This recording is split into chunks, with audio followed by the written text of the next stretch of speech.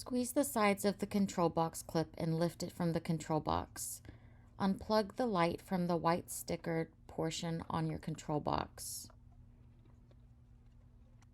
Using a screwdriver or a drill, remove the screws from your underbed light.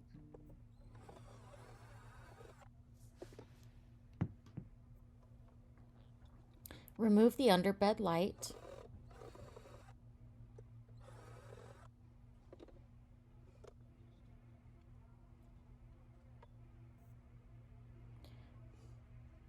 Replace with your new underbed light by lining the screws up with the existing holes in the base.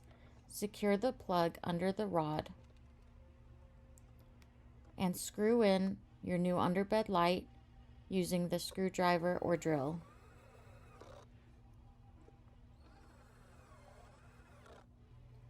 Plug the light back into the control box as indicated by the white sticker.